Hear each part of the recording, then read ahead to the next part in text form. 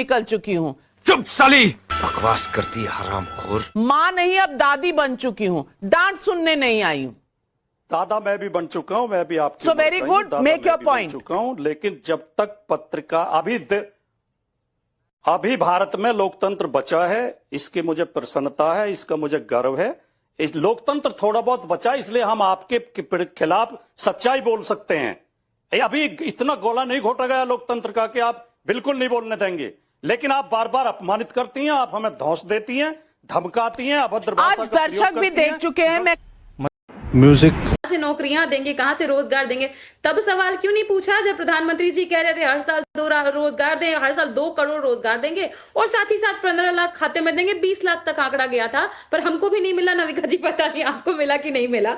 पर इंपॉर्टेंट बात यह है कि हम कैसे लेकर के आएंगे। हम लेकर के आएंगे ना, हम एग्रो बेस्ड इंडस्ट्रीज बिहार में लगाएंगे। और राहुल गांधी जी भी इस पे बात कर रहे थे, पता नहीं आपको दिखा कि नहीं दिखा। एग्रो बेस्ड इंडस्ट्रीज लगाएंगे, लीची इंडस्ट्री, फूड प्रोसेसिंग यूनिट्स। आप बहुत बार विदेश जाती हैं, जहां तक मुझे मालूम है, हम भी जाते हैं और हम देखे हैं कि वहां पे कैंड फूड्स मिलता है, क्योंकि ठंडे प्रदेश होते हैं, सब्जियां अक्सर मिला नहीं करती हैं, तो कैंड में कैबेज मिलता है, कैंड में मटर मिलता है। हमारे यहाँ कई सब्जियों के उत्पादन है, हम बाहर भेजेंगे, पर विल पावर चाहिए ना। जैसे 5 सालों में 2015 से लेकर 2020 में 60% गुजरात में एमएनसी का ग्रोथ हो गया और साथ ही साथ 48% एक्सपोर्ट बाहर होता है। वही वाला काम हम बिहार में करेंगे। हम यहाँ पे agro based industry, fishery industry, dairy industry, silk processing unit, सब कुछ हम लगाएंगे बिहार में, अपने आप रोजगार जनरेट होगा। पर जब शहाबुद्दीन जी की बात करती हैं, ओसामा जी की बात करती हैं, तो किस मुंह से आते हैं योगी आदित्यनाथ और बिहार में इनकी बात करते हैं।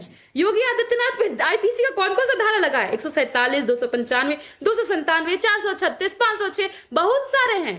अब मैं पूछ दूं ओसामा जी पर कितना लगा है, तो पूछिए ना, बताएंगे कितना लगा है। और जो शहाबुद्दीन की बात करते तो हैं, आप ओसामा जी को डिफेंड कर रही हैं, आप शहाबुद्दीन और ओसामा को डिफेंड कर रही हैं।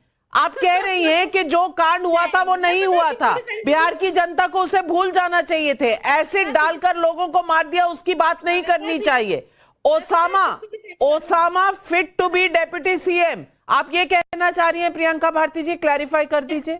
मैं कहना चाह रही हूँ, आनंद मोहन, आनंद सिंह, हुलास पांडे, अमरेंद्र पांडे, ये सबके सब स्वतंत्रता सेनानी हैं। जाइए सबको वीर की उपाधि दे आइए, ये कह रही हूँ। ये सारे लोग जितने घूम रहे हैं AK-47 वाले, ये बड़े अच्छे लगते होंगे, क्योंकि सब घर में AK-47 जो लोग रखता है, पता नहीं परमिशन आपको भी दिलवा दे या किसको दिलवा दे। तो हम लोगों ने डिमांड कर दी कि आप एक डिप्टी सीएम मुसलमानों से भी ऐलान कर देते, तो क्या गुनाह कर दिया साहब? भाई, जिस मैदान में हर आदमी एक पद के लिए लड़ रहा है, नीतीश कुमार बीजेपी पे इसलिए दबाव बना रहे हैं कि उनको मुख्यमंत्री बनाया जाए। सम्राट चौधरी इस बात की लड़ाई लड़ रहे हैं कि डिप्टी सीएम होंगे कि नहीं होंगे। तेजस्वी जी ने राहुल जी को इसलिए दबाव बनाया, कांग्रेस पे इसलिए दबाव बनाया कि हमको सीएम फेस बना के ऐलान करो, वरना हम तुमसे गठबंधन तोड़ देंगे। सीटें डिक्लेयर करने लगे। जिस मैदान में 2% वाले मल्ला ये कह रहे हैं कि साहब हमको डिप्टी सीएम जरूर बनाना, जिस मैदान में तेजस्वी मल्लाहों से वादा कर रहे हैं कि हमको वोट दो, हम तुम्हें डिप्टी सीएम बनाएंगे, उस मैदान में अगर हमने ऐलान कर दिया या हमने मांग कर दी, तो ये गुनाह कबीरा तो नहीं है मैडम? सभी कर रहे हैं, हम भी कर रहे हैं। इसमें कौन सा हमने गलत काम कर दिया है? दूसरी बात, बिहार की लड़ाई बिहार के लोगों को लड़ना है। बिहार के लोगों को अपना अच्छा बुरा पता है। उनको यह पता है कि पिछले 20 साल में किसने लूटा, 15 साल में किसने लूटा, और आगे वो लूटेंगे कि नहीं लूटेंगे, ये बिहार की जनता को तय करना है। नविका जी, हमने कब कहा कि सबसे पहली बात तो ये है कि जो 2%, 3% वाला राग है, सब लोग अब अलापना बंद कर दें तो बेहतर होगा। इसलिए क्योंकि वो अति पिछड़े हैं और अति पिछड़ों की संख्या बिहार में 36% है। और जैसा नविका जी ने कहा कि वो 2 भी हो, ओक भी हो और आधा व्यक्ति कोई भी हो, सबको सम्मान मिलने का उतना ही हक है। और तेजस्वी जी ने तो खुद ही कहा ना कि बिहार में हमने अभी 1 डेप्यूटी सीएम दिया और भी डेप्यूटी सीएम आने बाकी हैं, और इतनी तकलीफ इनको हो रही है। तो मैं एक सवाल पूछ दूंगी, जब हमने सबसे पहला जनता दल की हमारी सरकार बनी, पहले होम मिनिस्टर हमने मुस्लिम समुदाय से दिए, ओवैसी जी से पूछ के दिया था। तस्लीमुद्दीन जी को स्टेट होम मिनिस्टर बनाया था, ओवैसी से पूछ के बनाया था। वित्त मंत्री हमारे अब्दुल बारी सिद्दीकी जी थे, ओवैसी से पूछ के बनाया था। नेता प्रतिपक्ष हमारे अब्दुल बारी सिद्दीकी थे, उनसे पूछ के बनाया था। इसराइल मंसूरी जी को हमने विधायक पहली बार टिकट दिया, उसके बाद मंत्री, सीधे मंत्री उनको बनाया, वो भी क्या ओवैसी से पूछ के बनाया था। हमको किनके साथ रिप्रेजेंटेशन देना है, किनके साथ रहना है, ये तो हम खुद ही जानते हैं। हम सामाजिक न्याय प्रिय पार्टियां हैं, आपको पता है वकार जी, क्योंकि हम लोग रिप्रेजेंटेशन की जब बात करते हैं, जिसकी जितनी संख्या बढ़ी उसकी उसी हिस्सेदारी, और वो होगा ही होगा। हम सबको साथ लेके चलना जानते हैं, इसलिए A to Z की बात करते हैं, हम किसी एक की बात नहीं करते हैं। शाबाश बेटा, बहुत बढ़िया मुन्ना। नहीं, बीजेपी के पास और मंदिर मस्जिद के अलावा और है क्या? मंदिर मस्जिद, हिंदू मुसलमान, भारत पाकिस्तान के अलावा इनके पास 7वां शब्द ही नहीं है। अभी आप बाइट सुनवा रही थी उनकी, आपने कहा कि राहुल गांधी ने ब्लंडर कर दिया। ब्लंडर राहुल गांधी ने नहीं किया, ब्लंडर किया हमारे गृह मंत्री अमित शाह ने। अमित शाह की बाइट आपने सुनवाई, वो कह रहे हैं बिहार में मुख्यमंत्री का पद खाली नहीं है। गुरु प्रकाश पासवान जी से निवेदन करूंगा कि गृह मंत्री को ये बताएं कि वो भारत के संविधान को पढ़ें, उसकी जानकारी करें। जिस दिन चुनाव आयोग चुनाव की अधिसूचना जारी कर देता है, उसी दिन मुख्यमंत्री का पद खाली हो जाता है। अगर मुख्यमंत्री का पद खाली नहीं है तो चुनाव किस लिए हो रहे हैं? ये कवायद किस लिए की जा रही है?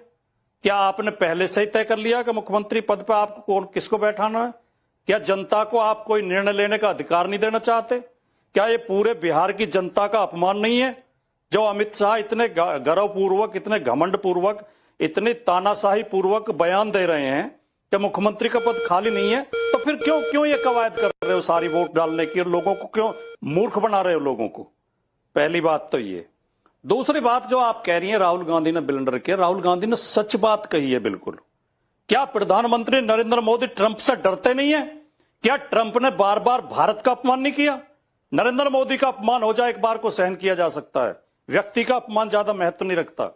देश का अपमान किया, पूरे भारत का अपमान किया है, बार बार धमकाया है, बार बार उल्टा सीधा बोला भारत के बारे में। नरेंद्र मोदी जी के मुंह से एक शब्द भी क्यों नहीं निकला? इतना छोटा पहले कभी नहीं हुआ होगा। विनम्रता लायक माहौल आप छोड़ती नहीं है।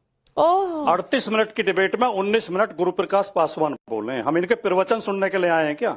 इनके भाषण सुनने के लिए बैठे हैं क्या?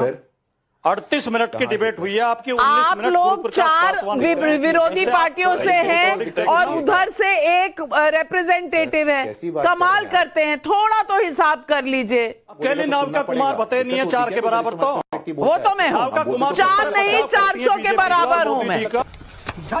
आप एंकर हैं और आपके हाथ में माइक है, तो इसका मतलब ये नहीं है कि आप विपक्ष के प्रवक्ताओं को अपमानित करेंगे और आप अपनी धौंस जमाएंगे और अपनी तानाशाही चलाएंगे। मैं बिल्कुल धौंस नहीं जमा रही हूँ। आप मेरा अपमान करेंगे तो मैं सहने वालों में से भी नहीं हूँ। नहीं, आप धौंस जमा रही हैं। नहीं, मैं बिल्कुल नहीं जमा रही। माइक आपके पास भी है और आपकी आवाज पूरी जा रही है चैनल पर। आपका ये मुझे धमकाइए मत, मैं डरने वालों में से नहीं हूँ, इसीलिए आप बोलिए, अपनी बात रखिए। देखिए, ये आप जो इस तरह के डायलॉग बोलती है, नहीं, हमारे पास कोई ऐसी पावर ही नहीं है कि हम आपको डरा सकें, लेकिन आपको तानाशाही का अधिकार भी किसी ने नहीं दिया। आप चैनल की एंकर हैं, तो इसका मतलब यह नहीं है कि आप मनमर्जी चलाएंगे। लोकतंत्र का यही तकाजा है। नैतिकता भी कोई चीज होती है, पत्रकारिता के भी कुछ मानदंड होते हैं, एंकरिंग की भी कोई आचार संहिता होती है।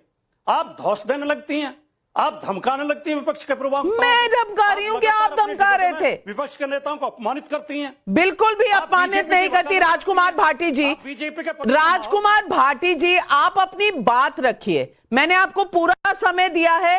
अगर आप मुझे धमकाने आए हैं तो फिर आप डांटेंगे और मैं सुनूंगी। उस